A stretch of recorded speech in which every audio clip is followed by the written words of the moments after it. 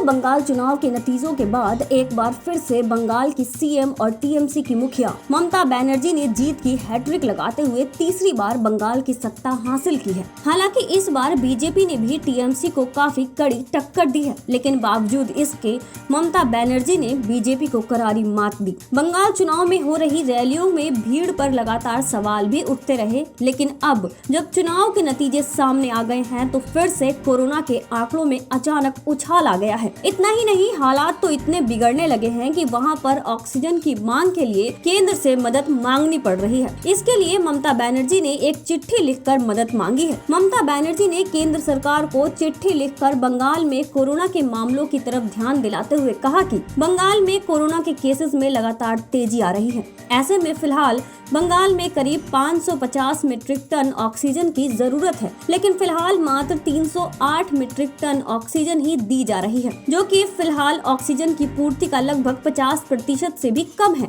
ममता बनर्जी ने केंद्र को लिखी चिट्ठी में अपनी भड़ास निकालते हुए सरकार को जमकर खरी खोटी सुनाते हुए ये भी कहा कि सरकार जानबूझकर ऑक्सीजन की पूर्ति में ढिलाई कर रही है और बंगाल के हिस्से का ऑक्सीजन दूसरे राज्यों में बांट रही है। ममता बनर्जी ने कहा कि सभी राज्यों में लगभग 100 मीट्रिक टन से भी ज्यादा ऑक्सीजन बढ़ाई गई, लेकिन बंगाल में ऐसा नहीं किया गया। यहाँ आज भी 308 मीट्रिक टन ही ऑक्सीजन मुहैया कराया जा रहा है, जबकि आने वाले 10 दिनों में ये जरूरत बढ़कर 550 मीट्रिक टन होने वाली है। उन्होंने ये भी आरोप लगाया कि बंगाल के हिस्से का ऑक्सीजन उत्तर प्रदेश को आवंटित कर दिया गया है। आपको बता दें कि इससे पहले दिल्ली के सीएम अरविंद केजरीवाल ने भी ऑक्सीजन की आपूर्ति पूरी न होने पर केंद्र सरकार से चर्चा की थी और बंगाल की कंडीशन पर अब ममता बनर्जी की इस चिट्ठी के बाद केंद्र का अगला कदम क्या होगा, इस चिट्ठी का केंद्र सरकार क्या जवाब देती है, ये वाकई में देखने वाली बात होगी।